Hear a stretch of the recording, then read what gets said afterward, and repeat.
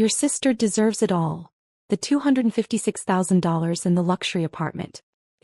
You've always been a disappointment. That was my father's voice, sharp, dismissive, cutting through the clinking of wine glasses like a blade. My mother laughed, her hand brushing his arm as though the cruelty in his words was something worth celebrating. My sister leaned back in her chair, smirking, already imagining herself in silk sheets and marble floors. The air was thick with their certainty. Their belief that I was nothing more than the shadow in the family, the one they could mock, humiliate, and discard. And yet they had no idea. Hi everyone, my name is Elena. And if you stay with me you'll see how silence can become the loudest kind of revenge. I had stayed quiet for years. Through every insult. Through every family dinner where I was the punchline, the failure, the waste of space. But silence isn't weakness. It's storage.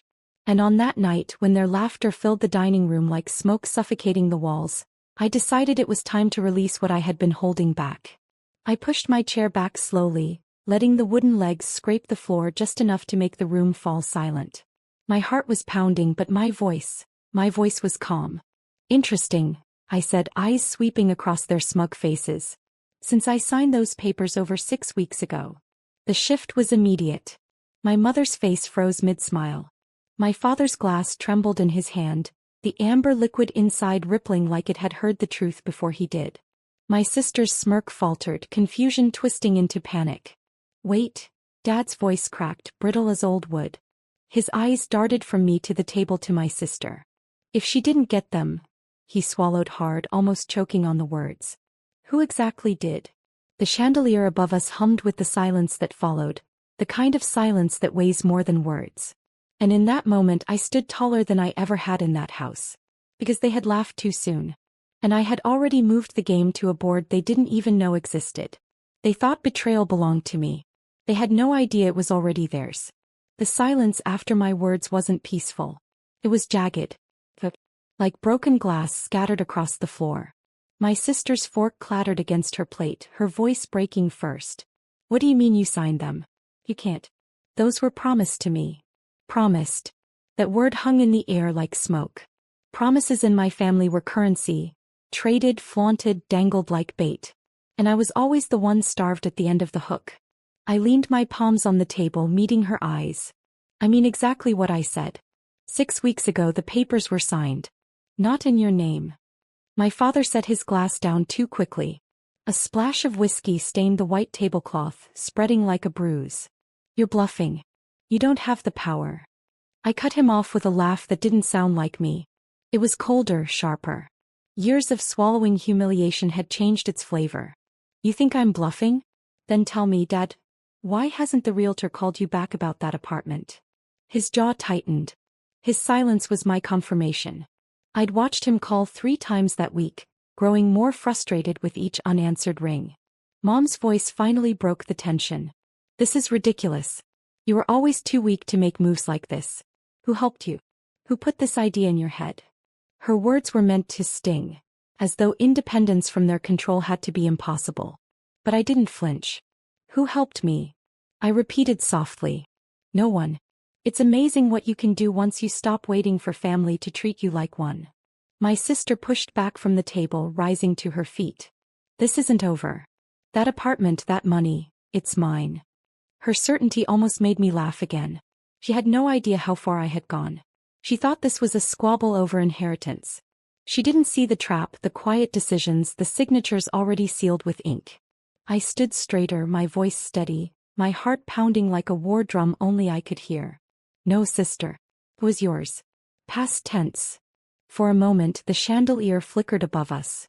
The whole house felt smaller, like walls closing in on them, not me. And as my father's hand shook against the table and my mother's lips pressed into a thin, silent line, I realized something. They weren't angry because they lost. They were terrified, because they didn't yet know who had won. My sister's voice cracked like glass under pressure. Then who, Elena? Who did you give it to? Some boyfriend? Some stranger off the street? Her desperation rang louder than her arrogance now. It was almost poetic, the shift from smug certainty to trembling fear. I didn't answer her right away. Instead I walked toward the window, pulling the curtain aside. The city lights glowed in the distance, Thousands of little sparks against the dark sky. For the first time they felt like mine. Not a stranger, I said at last, turning back slowly. Someone who actually believed in me when you all didn't. Someone who reminded me that my name carried weight even when this house tried to strip it away. My father slammed his fist on the table. The plates rattled, silverware jumped. Enough games, Elena. Tell us. I met his rage with silence. I had learned long ago. Silence unnerved him more than any shout. Mom's eyes narrowed, suspicion coiling like a snake. It's the lawyer, isn't it? You always had a way of tugging at people's pity. I almost smiled at that. They thought pity had been my weapon. Oh, it had been patience. It wasn't pity, I said softly. It was trust. And trust signs contracts you'll never see coming. My sister was pacing now, shaking her head like she could undo the truth if she moved fast enough. You wouldn't dare. That money was meant for me. The apartment. I stepped closer, letting my words slice through her spiral. The apartment is no longer available to you. Neither is the money. And soon, neither is the control you've all clung to for years. The words sank in slowly. Like ice melting drop by drop until the water floods everything. Dad's voice dropped to a whisper, hoarse and raw. Then, who exactly holds it now? I let the pause stretch, savoring the weight of their anticipation. Then I leaned forward, placing both hands on the table between us. You want to know who? I asked. My voice was steady, unshakable. Then maybe you should have cared enough to notice who I became when you weren't looking. Their eyes darted, searching each other, searching me. Panic rising. And in that moment I saw it clearly. The fear of people who suddenly realized the throne they sat on was made of paper. And the fire was already lit. My sister's nails scraped against the polished oak of the dining table as she hissed. You're lying. You don't even have the backbone to do something like this. I tilted my head, watching her unravel. Funny, I murmured, because the backbone it took was the very thing you never saw in me. You were too busy laughing. Her lips parted, but no sound came. Dad leaned forward, his voice low as though softening it might make me fold. Elena, listen. We can fix this. We'll bring the papers back under the family's name. You can keep a portion, maybe even live in the apartment with your sister. That's fair. Fair. The word burned. Fair had never lived in this house. I straightened. I didn't sign them over to any of you. And I won't. Because for once in my life, I chose someone who wouldn't use my worth as a weapon. Mom's face twisted. Then who, Elena? Who? I let the question breathe between us. Their desperation tasted sweet, like freedom rising in my chest. Finally I said it. I signed them over to myself. The room went still. Not quiet, still. As though even the air forgot how to move. Dad's knuckles turned white around his glass. Impossible. You'd need a co-signer, a witness. I had both, I cut in. And before you ask, no, it wasn't any of you. My sister stumbled back into her chair, eyes wide, her certainty dissolving. You took everything? I nodded, my voice calm, almost tender. No. I reclaimed what you tried to steal before it was ever yours. The chandelier light shimmered across their stunned faces. For once, their power didn't fill the room. Mine did. Mom's whisper trembled. But why? Why would you betray us like this? I leaned closer, every syllable deliberate. Betrayal? Oh. Betrayal was raising me like I was invisible. Betrayal was mocking me at every turn, stripping me of dignity, of a place in this family. What I did tonight wasn't betrayal. I straightened, my voice cutting the air clean. It was justice. The word rang against the walls, echoing in the silence they couldn't escape. And deep inside I saw it, the first crack in their fortress of certainty. Because for the first time they weren't looking at the daughter they could laugh at. They were staring at the woman who had learned how to take everything back. The silence after my confession was a storm contained in glass. My father's chest heaved, his pride breaking faster than his words. My sister's hands shook in her lap, clutching at nothing as though she could still hold the future that had already slipped through her fingers. And then came the bargaining. Elena, Dad began, his tone suddenly gentler, almost pleading. You don't understand the responsibility of handling that kind of money. Let me guide you. We'll manage it together. You'll still benefit. I almost laughed. Guide me? This was the same man who guided me into silence for years, who taught me that my worth ended at the bottom of his whiskey glass.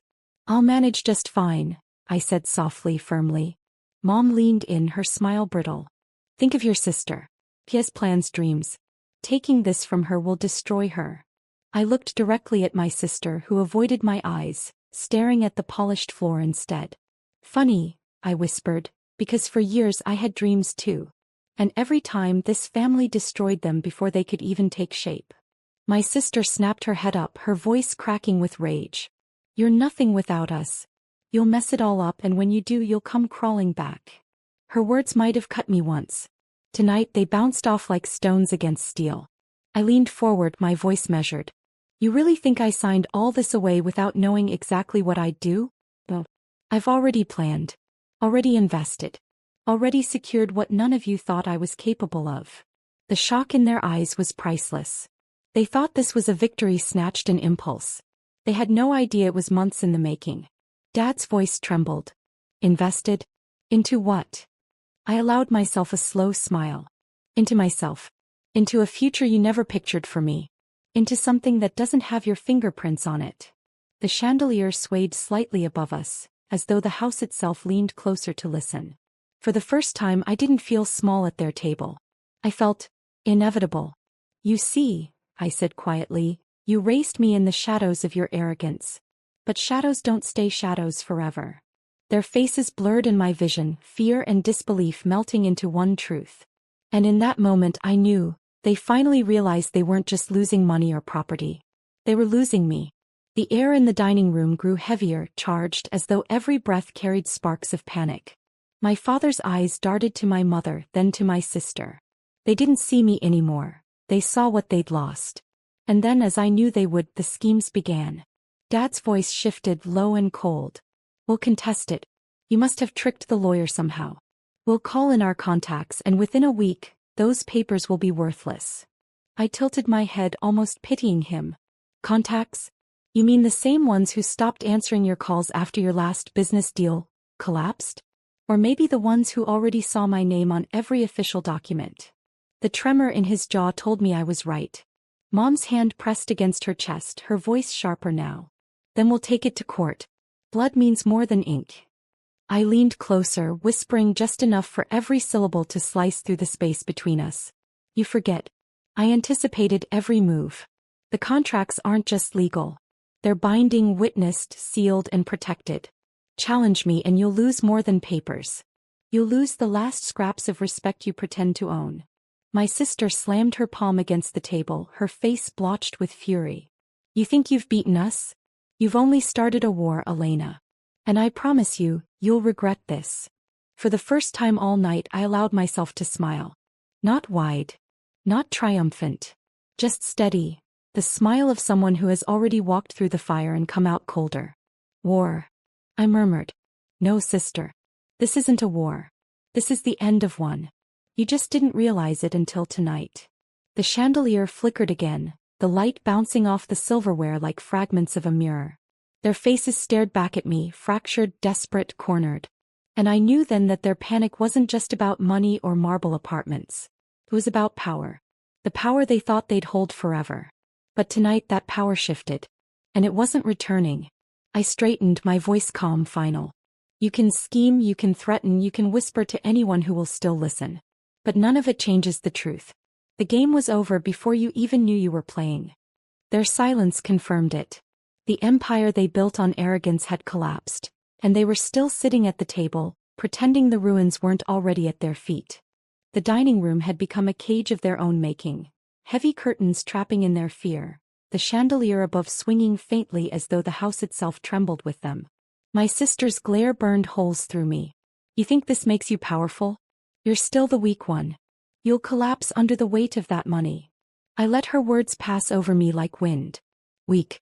That word had chained me for years, carved into my skin by their laughter, hammered into my chest at every family gathering.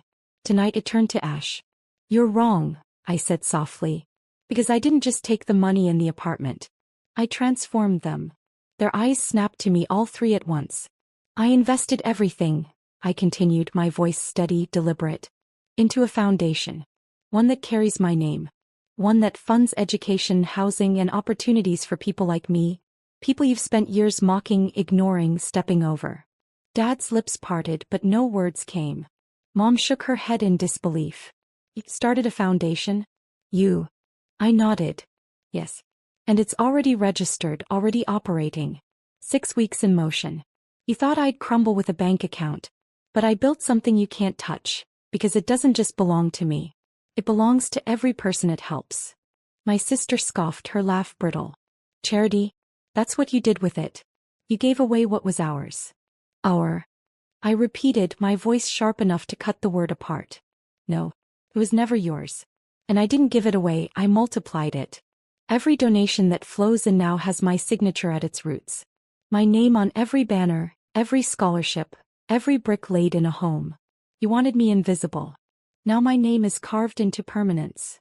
The chandelier light caught on my sister's tears. Angry, hot, uncontained. Dad finally spoke, his voice broken. So, we've lost it all? I leaned forward, my eyes steady on his. No. You lost me. That's the part you never considered. Money can be replaced, apartments can be rebuilt. But the daughter you ridiculed into silence? She's gone. And in her place stands the woman who no longer needs your approval, or your blood. The weight of the words sank into them like anchors in deep water. And for the first time in my life I didn't just feel free. I felt untouchable. The table that once felt like their throne now looked like a battlefield they'd lost without ever knowing the war had begun. My mother finally broke the silence, her voice trembling. Elena, we're still family. You can't just erase that. Family. That word. They used it as a shield when they wanted loyalty, as a sword when they wanted to wound. But never as a sanctuary. I looked at her, at all of them, faces pale, eyes hollow. Family isn't just blood. It's how you treat someone when they have nothing to offer you. And by that definition, you stopped being mine a long time ago. My sister choked back a sob, anger bleeding into despair. So what now? You leave us with nothing? You walk away and pretend you're better than us. I exhaled slowly, letting the moment stretch. No. I don't pretend. I know I am. I rose from the table. The scrape of my chair echoed through the room like a final verdict. My footsteps toward the door were steady, unhurried. The sound of freedom learned, not given. At the doorway I paused and turned back one last time. They looked smaller now, diminished, like kings stripped of crowns they never truly earned. I want you to remember this night, I said. My voice didn't rise, it didn't need to. The night you laughed at me, and realized the joke was never mine to carry. It was yours. Every insult, every humiliation, every moment you tried to make me feel like nothing, I stored them. And tonight I returned the balance. The chandelier flickered once more, its light trembling across their faces, illuminating what I'd always wanted to see. The collapse of certainty, the birth of doubt. My father's glass, forgotten in his hand, slipped, shattering on the floor. None of them moved to pick it up. I turned, opened the door and stepped into the cool night air. The city stretched out before me, alive, humming, wide open. And for the first time I wasn't walking away in shame. I was walking toward something that was mine. Behind me the house sat in silence. Ahead of me the world carried my name on the winds of something greater than revenge. Freedom. And in the echo of my own footsteps I felt it, not the end of a battle, but the completion of a story they never believed I could write. One they would never escape.